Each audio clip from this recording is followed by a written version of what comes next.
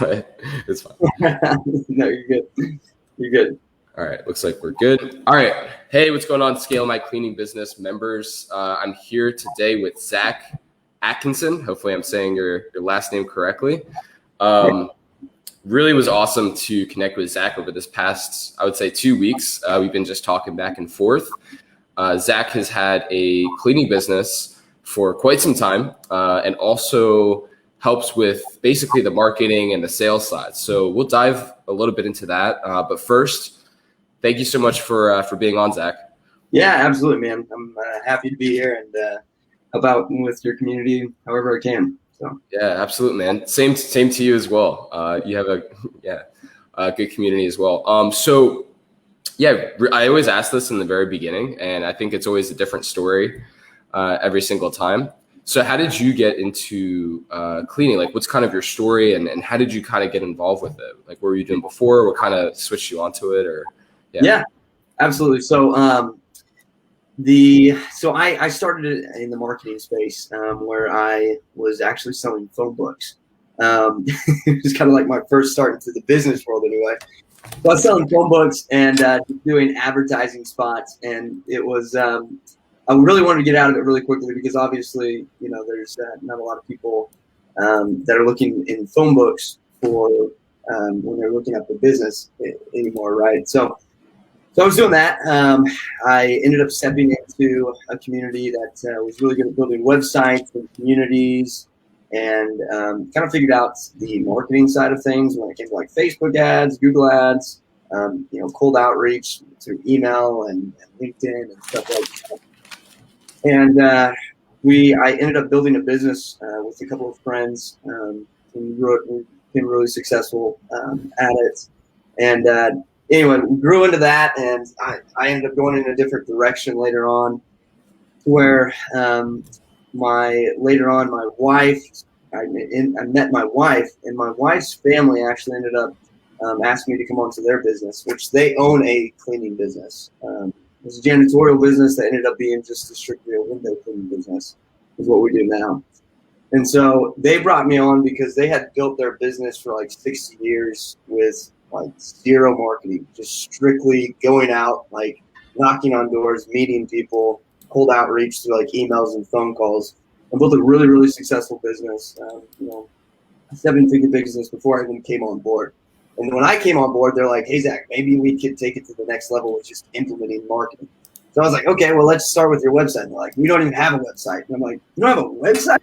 Like, how do you build a business without a website? Yeah. So that's where I came in. And so we started implementing some of the stuff that I had learned from my marketing experience beforehand. And we've grown it really, I think we're about double now at this point in time. So it's pretty cool. Yeah. All right. Yeah. I mean, I'm just curious, like, what do you think made them successful without having a website and all that? Do you think there were certain fundamentals there or certain things that they did right? Yeah. So it took them, my father-in-law had been doing this for like 60 years, right? So needless to say, he ran into a lot of things that didn't work. He tried it. Like, there's a lot of things that didn't work and a lot of things that did work. And he just did it. He figured it out, basically. Figured out mentality is what he had. But the biggest thing is just that I learned from him when I came on board was learning how to work with people in the commercial space, like property managers and facility managers. And, he really found out, what they like and what they're looking for when it comes to, hiring a cleaning company or really any company for that matter. And so he just found out what they like and how they operate and built the relationships that way, and then it just spread through word of mouth. How he did it. So just figuring out that relationship piece, which is like, you can have all the marketing in the world, but you don't know how to be like a normal human being to people, right? That becomes a big problem. So I think that was definitely a success. Yeah, no, I love that. Yeah, and it's definitely something I hear a lot, and I kind of go by this in my business, my experience. It's just, it's really hard to fire your friends. I mean, if you focus on that relationship, especially in the beginning, I mean, that's huge. I mean, it's like, and I was going to get into a little bit later with, the quoting and, a lot of these, I think cleaning businesses, they're competing on price, which is not a fun game to play. But if you play a game on personalization, relationships, Absolutely. think, that can go a long way. So, yeah, so that's really cool. So, and I know you said, I wanted to hit on this real quick. So I know you said you worked with Alex Ramosi. Yeah. Right? Yeah. So, yeah, tell me about that a little bit. I'm really curious, like how that kind of helped with, the cleaning and learning those systems and sales and all that. Yeah, that was everything. I mean, Alex Ramosi is, when I was selling phone books, the next job I had was working with Alex Ramosi, which, if you know who Alex Ramosi is, Alex Ramosi grew his business from like nothing to over 100 million in the course of like a couple of years. Crazy. So just learning from that guy and learning how he thinks and how he operates was massive, and just really the systems that he put in place was huge, right? So I guess, what was your question about like working with him and how that? Yeah, no, I was just curious, like, if you were was that able to translate kind of to cleaning, do you think, some of those systems, some of the training and sales and marketing?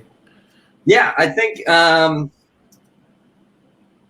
to the cleaning side of it, I do know. I think the biggest piece that translated to the just the sales side of it with cleaning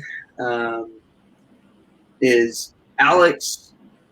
Alex knew how to. First off, he was really big on going after his ideal customer, right? And I know you probably want to talk about that, but just figuring out who are the people that you want to go after, right? So Alex grew a business that was going after gym owners specifically, and really specific gym owners, right?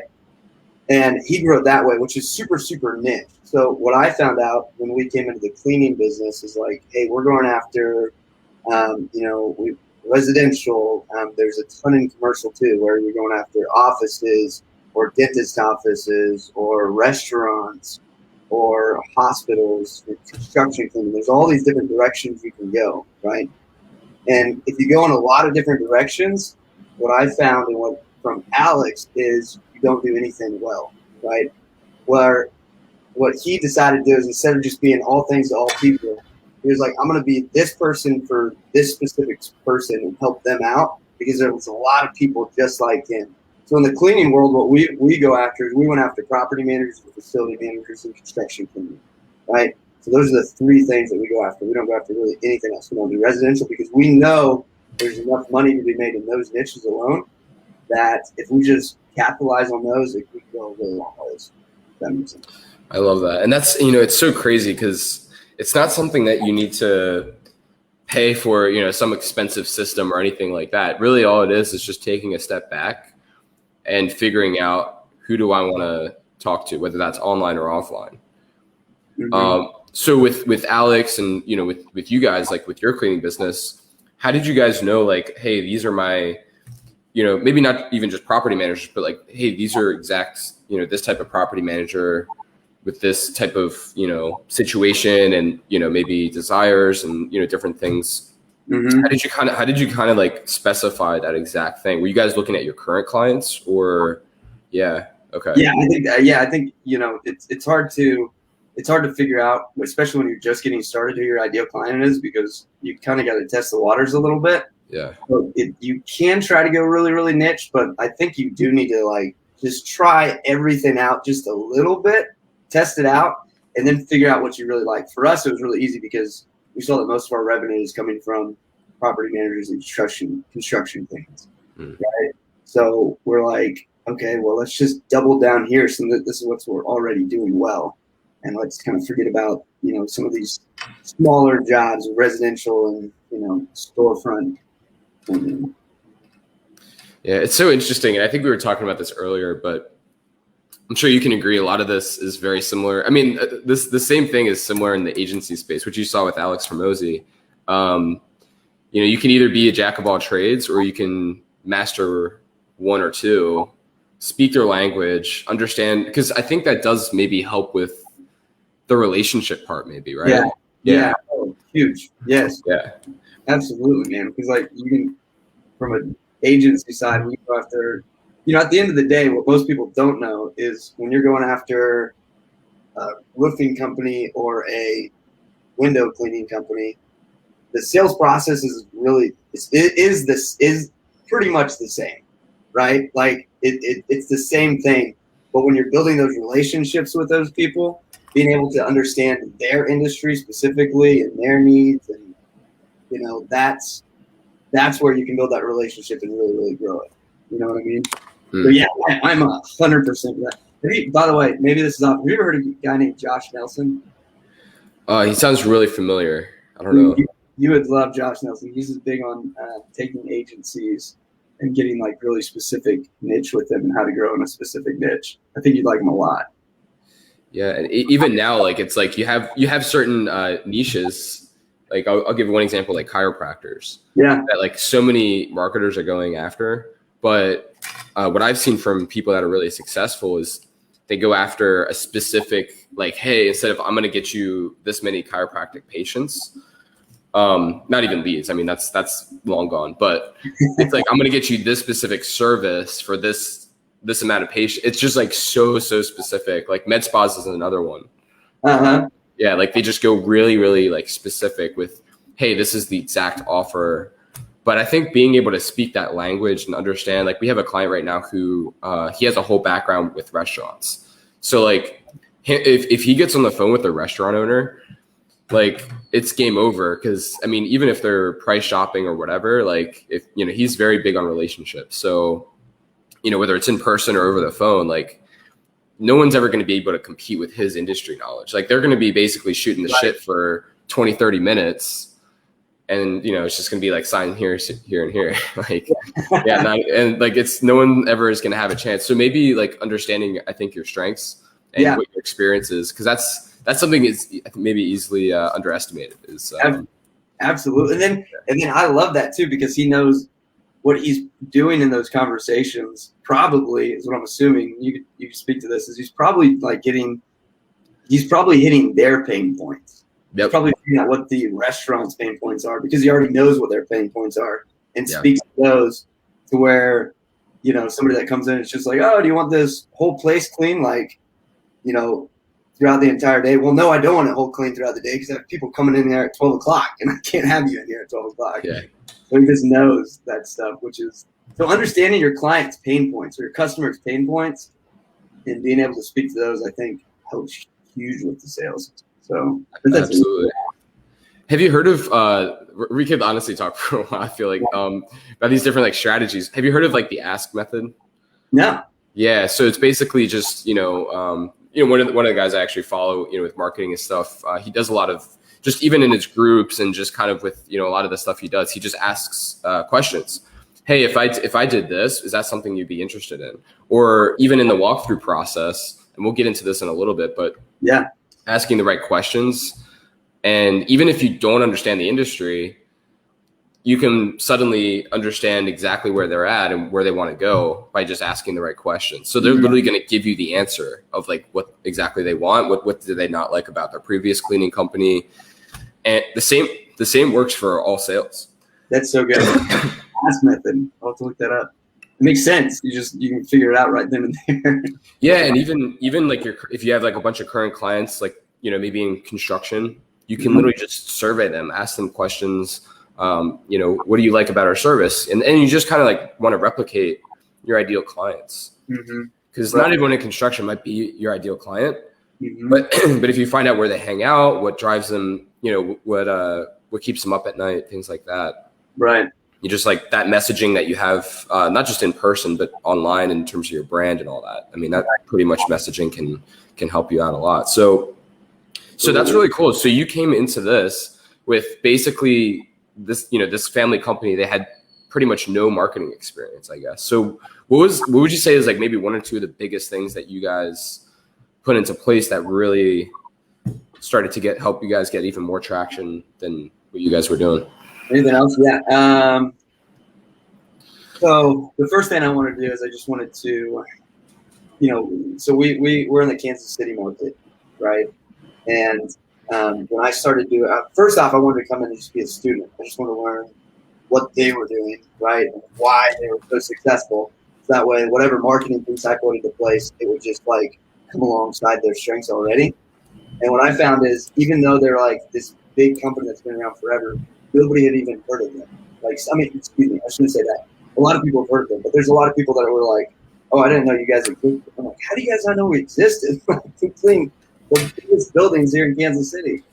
And so anyway, so what I did is I was like, okay, well, let me put a website together, just a basic website where we can, when we're sending out emails, they can see HOA window cleaning and go look us up online, right? Because we're already sending out a lot of emails every month anyway. Let me just put this there so we can get start getting traffic. And then after that, what really started taking off is, since we just do commercial, was a lot of LinkedIn marketing. And just understanding how LinkedIn works and how that operates when reaching out to people in the construction world and the property management world. And just doubling down on that was really big. And then on top of that, we started putting SEO things together. And eventually we were starting to do Google Ads. And those are probably the main things, really. It's really simple stuff, it seems like. But, but it's really impactful when you do it the right way. Yeah. Yeah, and it's cool, I think, with this industry because there's so many different ways to skin a cat. There's so many different methods and systems that can work. I mean, some people, they find a lot of success with, like your dad, who was doing old school, but you can always add more. There's always other. Oh my gosh. Yeah, there's always more systems. Yeah, and then newsletters. I mean, newsletters were huge for us too because we already had these clients. We had everyone's email. That's awesome. The only thing that we're doing right now is we're reaching out to them when their cleaning's coming up, right? Which could be once, for a window cleaning company, once every 6 months. If we just stay in touch with them more often, name. Yeah, the newsletter was a big one too. I forgot about that. That was big. Oh my gosh, I think you're hitting on such a good point, and I think so many. I would just say business owners in general, but if you're sitting on a whole list of emails, like names, numbers, emails, think of either past, current, or even potential clients, like, and you're not using that, like, you're literally just wasting time. Like, yeah, I mean, you could, and I think that's a great example that you just gave is like, this is a current client. They're already paying us money. They already trust us. So why don't we just remind them of, the next cleaning? Because instead of maybe only 10%, just remembering to renew, it's like maybe bump that to 50% just with a simple email, and that's all automated, which is the crazy part. Oh, so, yeah, it's probably one of the, if you have a list in place already, I think it's huge, right? Because I mean, your clients, like you said, are your number one asset to your service-based business. So you need to be able to get as much out of them as you possibly can when they don't even know that you're getting something out of it with newsletters and reviews and all this stuff. Right. So, oh yeah, newsletters are big, man. I agree with that completely. Yeah, absolutely. Were you guys, like, when you came in, like, were you able to, I know you said you had a lot of traffic from, certain areas. Like, did you have a lot of kind of like data that you were able to track beforehand of seeing like, hey, where's the opportunity for us to really grow? Or did you kind of just see that from your marketing background of, hey, you need this, this, and this type of thing? Or were you saying like, were there like pixels in place that I could pick up on? Is that what you're asking? Yeah, or even just data, I guess. I mean, I guess the only thing you had was like the list, or I don't know. Did they have like a sales process too? Like, were you able to? So they had a sales process, but they won't even know it's like a sales process, right? Because it was like they had gotten so good at what they were doing with the sales process that it worked for them. So picking up on their sales process already and how they do things, and then just taking what they already had with the list and everything and just capitalizing on it. That's really all I did. It really wasn't rocket science, I guess. Yeah. Kind of like off of that as well. That I think is important is as you're adding these different systems, Google Ads, LinkedIn, all these, or even just maybe leads, organically or even paid coming to the website, opting in, all that. Mm-hmm. Did you guys have someone who would like help you guys set the appointments, or was it kind of you or your dad that was handling the calls, or how did you guys follow up with these different systems, or was it different ways depending on the system? Or so setting, here's what's interesting about the who we go after, specifically property managers and construction managers and stuff. What I found is they're just looking for someone that they know that they can trust, right?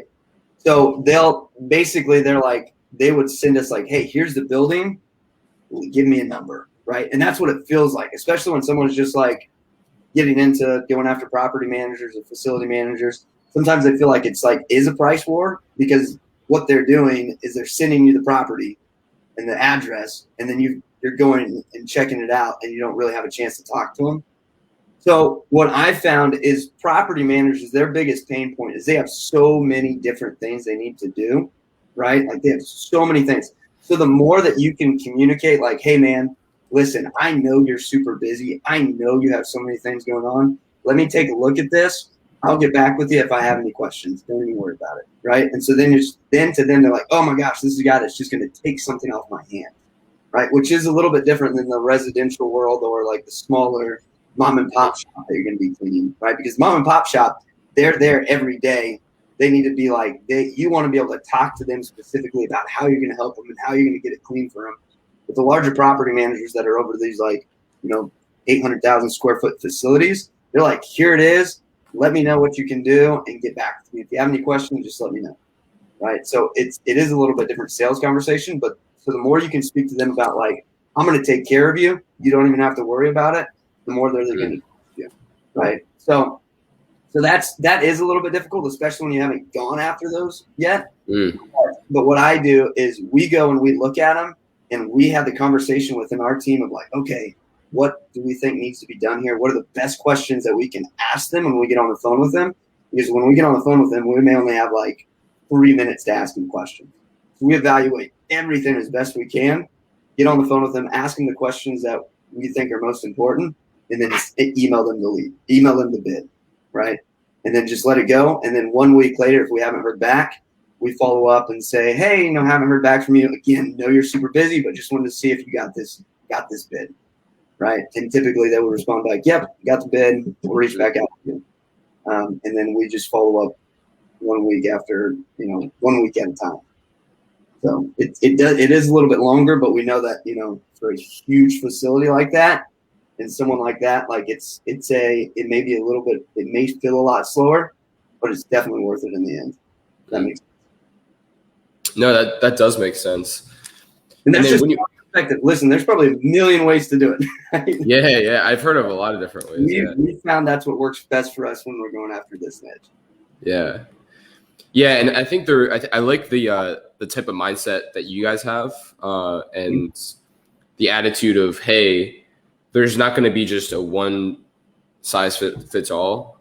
This industry, I mean, there's so many different ways of doing something successfully, but part of our process, even you see this with marketing, it's like there's always that testing period. Like you always have to, like, the same business, I mean, if everything is equal, same number of employees, same services, all this other stuff, but demographics, there's so many different factors that feed into ultimately how the results will go. So I think especially in maybe the very beginning, like if you're able to test different ways, different bids, did you guys have like a way of making decisions based on like, hey, we tried this X amount of times, or for this amount of time, let's try a different way to bid, just as a quick example? You're saying for the sending them the numbers, or it's kind of the walkthrough process? I feel like it could be anything, just like testing their market, testing, the sales process, what works for their, the people that they're talking to. And right. How did you guys make adjustments or I think, just even some of the feedback that we would get from, property managers, because beforehand they give us a big facility. So in my mind, in your mind, what you're thinking immediately is like, okay, this is a really big decision for them. So I will need to make sure that I'm doing everything I possibly can to serve them. So the more questions I can get from them, the better. I feel like the bigger the property, the less questions, and the more that you just need to come across as, I'm the expert, I'll get you taken care of. Right? Because they'll trust that more than anything, and they'll kind of let you have it. And then if an issue pops up, they'll say, hey, this is what popped up, and you just say, I'll handle it, I'll get it figured out. Right. But so the one thing that we found is when we're going after some of these, bigger property managers, right, is we would call them and we'd ask them questions, and eventually we could tell that they're just like, okay, I don't have time, right? Like I gotta go. And then you would never hear from them again because their biggest asset to them is their time. It's not, it's their budget. Their budget's huge, but more importantly than that, it's their time.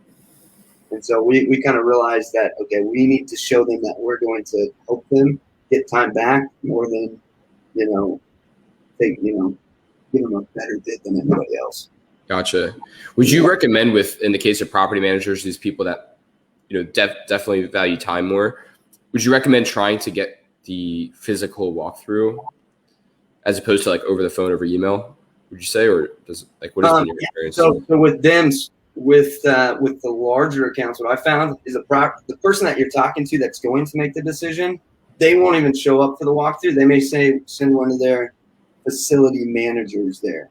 So you're doing the walkthrough with not the decision maker, right? But you're doing a walkthrough with one of them, which actually makes it really nice and really comfortable when you're doing those walkthroughs, because and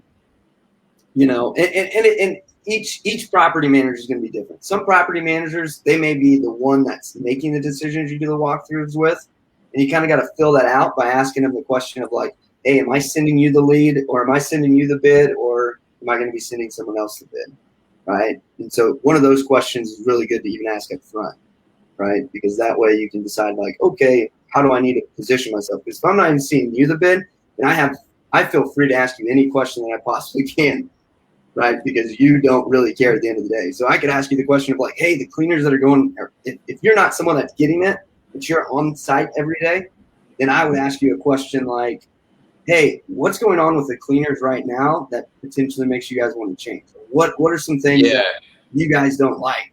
I wouldn't necessarily ask a property manager that question, because they're going to be like, I'm not going to give you that information, but just a guy that's there that's walking. I see. Give you that information, if that makes sense. Yeah, no, I think that's a very good point. So yeah, it definitely depends on who you're talking to, what's their level of decision making. Right. So a property manager, if they had let's say maybe a bad experience before, is there a way that you would be able to cover that information, or just kind of what exactly that they're looking for? That way you can know where to gear that sales conversation, or to figure out exactly what they're looking for. Yeah. I mean, obviously, of course, they want to save time, but if there's anything that maybe they're looking for someone who's more reliable, or certain benefits for them personally, just based on their experience, or right. Yeah, I think one of the main questions that I ask, and typically I feel like a good property manager will tell you, is like, hey, what's the scope of work here? Right. Very quick way to communicate, like, hey, what's our scope of work? Like, what are you looking to get done? Like, if I'm going to come in here and clean, like, do you want? I mean, without asking, hey, are we cleaning all of this? Are we cleaning just more over here? Like, when I ask the scope of work, like, hey, what's the scope of work we're looking at? They're going to be like, hey, I want this section cleaned, deep cleaned, because this is the commons area. But these areas over here, I want cleaned only once every month or something like that. Right? So then then you can start taking notes on specifically what they want. That's a really good question that I always will ask, is what's the scope of work that we're looking at? I see. And when you guys are throughout that I think you answered that perfectly. So when they're going through the walkthrough, like, let's say they need, hey, I want this deep cleaned, I want this, strip waxed, blah, blah, blah. I'm just asking questions on behalf of my group, because I know they're going to ask these questions. So do you kind of say like, hey, I'll get it done? Or do you kind of go a step further and say like, this is how I'm going to get it done? No problem. Like, do you kind of? No, I do not, because they don't care. They don't care. Yeah. Some people, like, the smaller the account, the more they care. For the most part, this isn't 100% every time, right? Yeah, interesting. Smaller account, the more they care how you're going to do it. The larger accounts that you're going to go after, they don't care about the process. They care about when you're going to get it done, and how much they have to be involved with it, right? So that is interesting, because the smaller accounts, I would like, it's counterintuitive. If it was a mom and pop shop, I am like, when we're doing storefront stuff, I'm all day just like, hey, listen, this area right here is probably going to get the most dirty because you have a lot of traffic coming here. So I'm going to give you extra cleaning right here to get you taken care of. With a property, like a larger property manager, I'm just like, hey, listen, I understand all of this. I know what you're going to get. Like if there's anything like at all that we need to do in addition, I'll see that and I'll let you know. Right. So it's like, I'm going to take care of you rather than like, you know what I mean? Yeah. And I think it's almost coming from a position and a level of not desperation, but it's more of like, hey, like I'm going to take a look. Because then it's like you're coming, even if you're a small cleaning business, you're coming across as a much bigger, more established cleaning business. So it's not even like you could even have the shittiest website, all this, other stuff. But if you're speaking in confidence, which I think is hard to do in the beginning if you lack experience, but if you can practice that, if you can embody that, then that conversation, it's not so much what you say, but it's also how you say it as well. So you said was perfect. That summed up everything that I'm trying to struggle with saying. You just nailed it.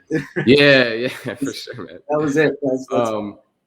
It's because another thing I was going to kind of add on is, and I've actually been asked this question. I've seen it in groups. It's like, hey, like just an example of like strip waxing. Like, let's say they don't have like the machine or the know-how on how to do that, and the property manager is like, hey, I need to do this, and this. It's all good, but then they mention strip waxing. Do you just say right off the bat, I'll figure it out? Or do you say, I'll handle it? Like, what's kind of your approach? Yeah. I mean, of course you can subcontract, but, I'm just curious, Yeah. So when it's like a specific project like that with like flooring, so for us, to be honest with you, I don't have much experience with the flooring side. That'd be something my brother-in-law has more experience with. Yeah. So what would you say or do? What would you? So for that specifically, I would, to me, and again, we don't handle floors a lot, but what I've seen just from property managers, it seems like it's the same across the board, right? So I would let them know that, like, I would kind of walk them through the process, but I would not go in detail with them, especially if they're larger, right? I'm like, hey, what we're going to do is we're going to come in, we're going to rip this all up, right? We're going to put this down, and we're going to lay this over top of it, and the bigger the project, for sure. Like, for instance, property managers, when they're talking to roofing guys, right? They are going to want to know a little bit more detail, because a roofing job to them is like, I mean, it could be, $1 million for them. Yeah, they're huge. Huge, right? So they know that, like, hey, I have a budget that I'm taking care of for the owner of this building. Like, I need to make sure that I have a lot of questions. But what I've seen from the cleaning side, just from a cleaning perspective, they're not as worried about it, because it's just like, we need to keep this place looking good. Right. Like, so the smaller the job, so that's tough, I think, for cleaning businesses to realize sometimes. Like, and we just got to be okay with it. On the totem pole for a property manager, we're at the bottom. It is what it is. And because we're at the bottom, we just want to make sure that we keep them happy. Right. And so with that, I would go into detail of explaining the process. And I'm not a little bit, but still not a lot. Yeah. Yeah, and it's almost counterintuitive, because you would think like, oh, these are bigger projects and, they're going to ask more questions.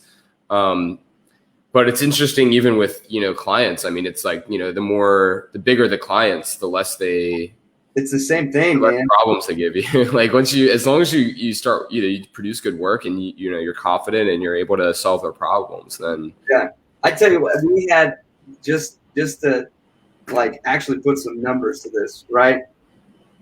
We had a project one time I'm still doing, and it's a $100,000 a year account, right? And no kidding, like, you would think, okay, $100,000 a year, I have to go, I have to wine and dine this person, like, I got to show them I'm worth it, right? It was literally, I sent like 4 emails, and that was it, right? But it was just showing, like, when I got on the phone with them, like, oh yeah, man, we can handle that. That's no problem, right? We can get this taken care of for you. I see what you're looking at. We'll get it handled for you. Nope. If you have any questions, this is my cell phone number. Just feel free to give me a call. Cool. That was it. Sent him the email. Asked him one more question. Sent the bid. He had one question. The deal was closed. Right. So yeah. So So there's that. There is an aspect to it that it's just like, you're absolutely right. Like some people, like the smaller ones that are like $100, you may be working all day long to get them right and tell them why it's $100. But somebody that's a huge account, they just want to know that you can get it, you can take care of it for them, right? And you're not going to mess it up. Yeah, and I think another thing too is, reliability. I think is one thing you're kind of hitting on is like, they want someone who's just going to get the job done. It's going to save them time, get the job done, and also just be dependable. Like, hey, if there ever is a problem, just literally just call me, text me. Here's my personal cell. Just good communication, all throughout, and just kind of opening that up and just build trust that way. Yeah, I'm here for you when you need me. I'm a phone call away. Yeah, absolutely. And another thing too, I would probably recommend to a lot of cleaners that could really help them scale quick, because this is an industry. It's almost like the agency model. Like I know I keep mentioning that, but it's like it's the same in a lot of ways. You can literally scale so fast if you go after, especially if you go after bigger clients. Yeah. So if you instead of focusing on maybe 10, and it's almost the same, like, transitioning from like residential to commercial. It's like, hey, I could take care of 50 houses, or I could take care of one commercial account, which of course you need to understand the sales process and a bunch of other things before you get into that. I mean, there's definitely a transition period, a learning curve. But if you already are in the commercial space, but you're working with a lot of clients, you're very much in the business, which I see this, I'd say 80 to 90% of people, maybe I'm even underestimating, that are just like in the day-to-day business. Even for us, like with, talking to these cleaners, getting them on calls, it's like 50-50, Yeah. And this is after confirming that, and everything. And I'm just being honest here, and a lot of them are very stuck into the business and, doing, wearing many hats. But I think you can save yourself a lot of headache is, if you can go after these bigger contracts. It might be a longer sales cycle. Maybe you have a couple, smaller ones just to, pay the bills and maybe then some. But if you have some wiggle room, if you have some ways of starting to create some systems, starting to create some relationships, I think with marketing and systems, it's almost a way of, building out that trust and likability factor, as well as just starting the conversations with the right people. And if you have a good system of following up and building that relationship, then it's just a matter of time when you're just going to be able to scale 10x of what you're already at. If you're going after these bigger clients. Absolutely. So, and I think what you said in the beginning was so important. It was like, you want to be super specific about who you want to go after, because the more specific you are, the more likely you're going to be able to land those deals, because it's like, you understand the industry more, you can speak their language, their pain points. The conversation just becomes so much easier. Right. When you master that. And it's like, if those avatars are higher level accounts, right, then you just replicate whatever that process is and just get more conversations. I mean, it's really prospecting and sales is like any business. It's the most important thing, because you have the most fancy equipment. I'm sorry, I'm going on a rant here, but no, that's great, dude. No, it's like you could have the fanciest equipment, you could have all the employees, the best employees in the world, but like, it doesn't matter if you don't have any contracts, like, or a good ability to close deals. Yeah, absolutely. Right. Yeah. There's so much equipment, and I see it in these groups too. And I'm sorry to say this, but they're like, oh, look at this cool like machine that I got, but they have like 0 contracts. I'm like, what? Like, you could have just put that into marketing, like, dude. You're talking about Alex Ramosi. He would rip on some gym owners that would like get 4 clients and then go buy all this fancy equipment. He's like, stop it right now. He's like, it doesn't matter. Do not do that. Don't go buy fancy equipment. Don't do any of that. You may look good to your peers, right? Of like, oh, look at that gym and what they have, or oh, look at that cleaning company and what they have. But your clients don't care. They don't care. They just don't. Yeah. So it just is what it is. Yeah. End of the day, they're buying you. They're buying your brand and what you represent. Right.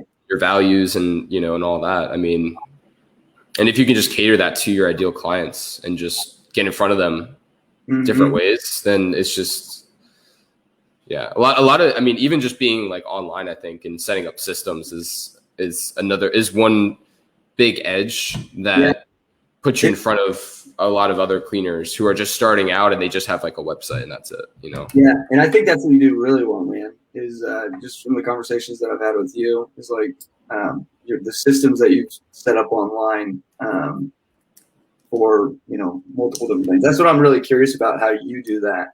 Yeah. And because I feel like our systems are okay for our cleaning company, right? But for cleaning company and other cleaning companies, I'm like, there's a way to do it much better. I know it is, and I those are some of the mechanics that are probably my biggest weakness. Just really working that out. We know how to do it. We can do it. We know the numbers. We know that if X like this, we can bring in this many and we'll get this out. But Yeah. that bottleneck, I believe that we get a lot more out of that. So it's like, I know out of 10 people that come into this funnel online that I can get, 2 or 3 out of. Well, I think we can open up that bottleneck and get maybe 5 out of it. You know what I mean? Yeah. And I think that's what you do well. Oh, I appreciate that. And I think a lot of it, and I stress this a lot, is, input is output. I mean, if you're able to know your numbers and you see, where the opportunity is, then one thing I used to do that was, I think, a huge mistake is I used to just try to do a bunch of different things at once. Like when I was starting my agency, like I was doing cold calling, I was doing emails, I was trying to do LinkedIn, and I was just kind of trying to post, and I was just doing everything half-ass. Mm-hmm. But where really things like really grew for me was when I started to just do do and master one system at a time, and just like have that process down. Cause then like with ads, for example, with us, like we're able to get appointments on pretty much autopilot. And now it's just like a matter of us just, finding a sales guy or whatever, just kind of, being able to handle that volume, when we spend more money. So like having something like online is so, I think, important, because actually I take that back. Not even just online. It could be offline too. Cause if you have a good cold caller, you have a good script that works, you can literally just hire more people. So it's like, instead of just trying to do a million things at once, I would just say like, hey, like if you have 1 or 2 things that are working really well, how do we replicate that? So for you, you guys are doing LinkedIn. So if you have another person that you can get a LinkedIn account with, and you can start automating that process, and then even maybe just get someone like my other company, we do a lot of like LinkedIn with agencies and things like that. So, we actually have someone who handles those conversations. They book the appointments, and it's just like, you can just automate like a lot of that stuff. And like, once you just master it for one person, it's just like, hey, how do we 10x this? How do we just put more volume into this and stuff like that? Cause like you guys, it's great, cause you guys already have you guys both have like the referral stuff, like the offline, like referral, word of mouth, which is the most powerful and important thing. And then you also have like the marketing side, but then I would even challenge you, just like, look at the numbers of like maybe what vehicle is working the best. Yeah. And there's this book I read recently. It's called Traction. Okay. And yeah, it basically goes into like, trying these different channels and finding like, hey, what is the magic formula that's going to work for our business? Mm-hmm. And there's even these like other different companies that, they would get featured in, magazines or kind of like PR. And that was kind of their channel of just exploding. Mm-hmm. And yeah, I think a lot of it is just trial and error. But you and I both know LinkedIn emails work. There's a lot of other systems, retargeting ads, Google ads, SEO, like all these things work. But I would challenge everyone to just be consistent and patient. Like that is the hardest thing that I see so many people fail in. And I did it myself. I used to try these systems, and after 2 weeks, I would be like, oh, it doesn't work. And I was literally the biggest hypocrite, because I would tell my clients to be patient, and then I wasn't being patient. Yeah. So. Absolutely.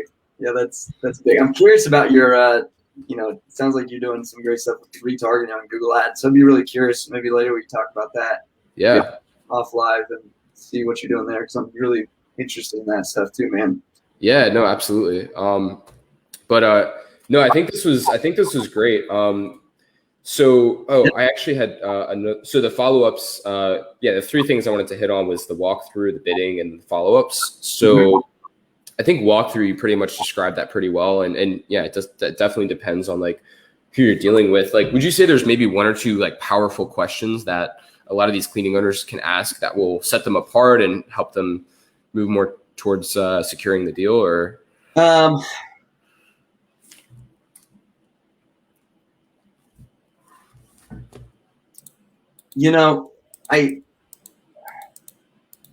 trying to think, man, of just a good.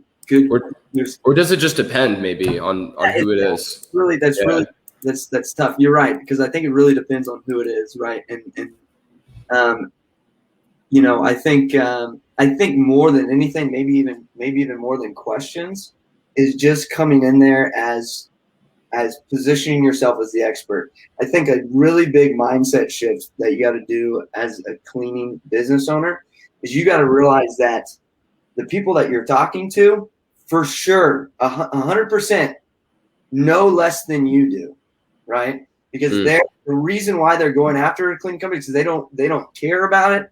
They don't want to deal with it. They want somebody else to deal with that. So when you come in and just you may just know just a little bit more than they do, just a tad bit more, but that's just enough to be the expert in their mind, right? So if you take that mentality and walk in and you're like, listen, they know less than I do, so anything I do is going to be like wow to them. So I'm going to come in and I'm going to show them that I can handle this. This is no problem. Look at this huge room. We're looking at 1 million square feet. Okay, how are you going to clean it? In your mind, you may be freaking out, but on the surface, you need to be like, yeah, we can get this handled. Yeah, it's a lot, but yeah, we got this. Figure it out. We got this. Like magic. I pray to God and whatever. So just showing that like mentality of like I got this is going to be just enough to like push you over the edge. I think more than questions are, but I think that's as a blanket statement. And I think like with maybe it's just kind of a confidence thing too. Like if you're able to do that with one person, then it's like, oh shit, like I can just do this with 10 more property managers. It's not that hard. Right. It's like most things, like just that repetition and just if you see that it works once, then it's gonna the whole rest of the process I think is gonna become a lot easier. You just keep doing the same thing. But yeah, I think at first a tendency would be to be like, hey, oh my gosh, this is so much. I'm so overwhelmed. I only have 5 staff. How am I ever going to do that? Right. But just break it down. Little pieces. Yeah. When we do bids, won't get into too much of it. Sometimes we'll go out after we'll have these huge buildings, right, that we're going to bid on. And when you first start looking at it, you're like, how are we ever going to clean this thing? Well, 1 square foot at a time. Yeah.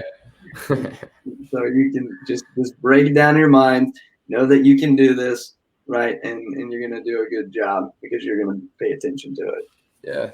And you can always figure things out. You can always subcontract things. I mean, yeah. And as an entrepreneur, like don't shy away from figuring things out because that's what's going to level you up. Oh, huge. I was like, that needs to be on a t-shirt. Even if you fail, it's still like, hey, like I learned something here. You learned. That's good. Yeah. That's gold, man. Yeah. But no, I think that's awesome. And then I think the only other thing I wanted to ask you, man, was the follow-up. So I think you said, with a lot of these property managers, it's, a week after, send them an email. It's kind of just a non-pushy way because it makes sense if, they're super busy, I guess, right? Yeah, I don't want to be with any of these people. I don't want to be pushy. Right, because at the end of the day, most facilities, you're never going to talk to the owner. The owner doesn't even care, right? That's why you have a property manager. So to them, you're not gonna convince them to start any sooner. They already know when they want to start, right? They already have all those things in their head. So just being there to remind them and to be like, hey, I'm still here. Hey, I'm showing you that I'm following up with you. And they actually kind of like that because they're like, okay, if I know he's going to follow up with me, then I know he's going to follow up on anything that may happen in the future. So really like, hey, no, you're super busy. Just want to follow up. Haven't heard back from you. So that's it. That's really it. Yeah, no, that's perfect. And then do you guys have, let's say a deal, they kind of ghost you, a deal they were interested, but now they're no longer interested or maybe maybe they have a contract that is coming up. Do you guys have like a way of kind of keeping on top of mind? Like, I know you said you guys did like, I guess, Google retargeting, I guess, but like, I mean, do you guys like, send them an email every so often or I don't know. I was curious if. So the newsletter is really big because that just keeps them, if we already have their email, newsletter is really big.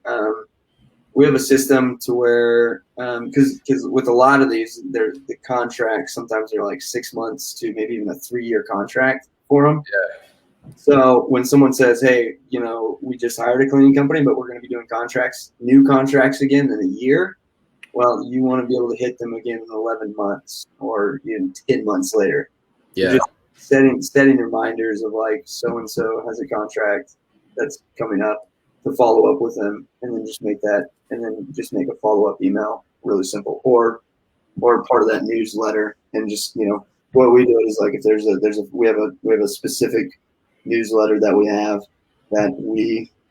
put in place right underneath the platform that we use, and just have it send out 6 months later, so we don't have to forget about it. So send out in 6 months or whatever the time frame is. It says, hey, I know you have a contract coming up, I just want to follow up. Just very simple. Yeah. And in the newsletter, is that like kind of personal stuff to you, like, hey, we're so happy to be working with this person, we did a great job with them? Or is it like more just kind of value, like, hey, this is like, what kind of content or values have you guys found to work? Us specifically, again, because we know our niche, the only thing I want them to do is I don't care. I am not, and I'm sure there's a lot of different thoughts to this, and I'm not the perfect marketer in the world, so I'm more than willing to hear other opinions. But Right. to me, for these property managers with that mindset of they have so many things else to handle, I just want my name to pop up with our company name. So most of the things I put in the newsletter is it just could be very, very simple. I'll put pictures of our jobs and stuff like that, of just like, Heart of America window cleaning. These are the jobs we did this month. Here's what's going on in Kansas City. But with other people, like if we're going after smaller accounts like mom and pop shops or stuff like that, I would absolutely put something in there that has more of tips on how to keep things clean, or how this fragrance actually it keeps customers around. I would put stuff like that all day because they're there every day and they want the environment to feel more friendly. Gotcha. So it's kind of just matching up, like, who your avatar is, who you want to, that makes sense. That's my opinion. So, yeah. Just curious, do you guys use like testimonials and like the follow-up, like, hey, this property manager said this about us, or something like that? Yeah, that's another one that's actually good, because I'm actually testing that out right now. So that's really good, because the really tough thing, I will do that on a phone call, right? When I'm talking to them, I will say, hey, do you know so-and-so? Like, oh yeah, he's, over here in this building. Yeah, I know you. I didn't know. We've worked with him in the past. So just kind of name dropping really subtly. But in marketing stuff, I haven't done it very much because the other members in my family don't want to do that as much. So just because property managers, they don't like their names to be in stuff. Like if you ask a property manager to give you a review, 90% of the time they're not going to give you a review. Oh, even if it's just like the first name, maybe like no identifying on a review thing.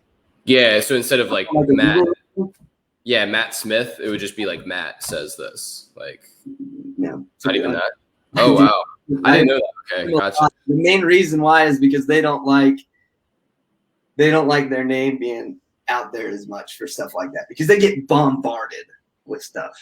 Like just different contractors trying to get in touch with them. Different contractors, from HVAC contractors, everything, right? Yeah. So they don't like putting their name out there as much. When it's a smaller person, like just a small mom and pop, all day long they will send you reviews. Oh, okay. So maybe like even if it is a small mom and pop, maybe you can leverage that for property managers. Maybe, I don't know. Say that again. I'm wondering if it is a small mom and pop, maybe even though it's not the same client, but maybe. Yeah, maybe that could, I don't know. Anytime I get a chance to go do a mom and pop shop or anything like that, I will always send them a review, because I still know property managers, when they're looking for you, they're looking for reviews too.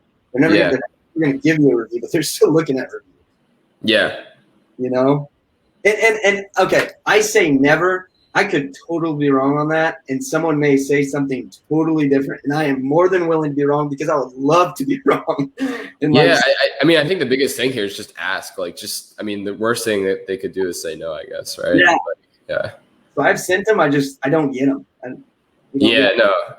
Yeah, I guess it depends too. Yeah, like, and a lot of these, I'm sure these people that you guys have been around for a while, so I'm sure a lot of them are pretty established, and they know the whole game of if they get their name out there, and that's just kind of how it is. I mean, you can't even get a cell phone number in the States without getting bombarded with a million spam calls. So like, I'm in Mexico and I'm still getting them. So it's like, I can't even imagine like a property manager.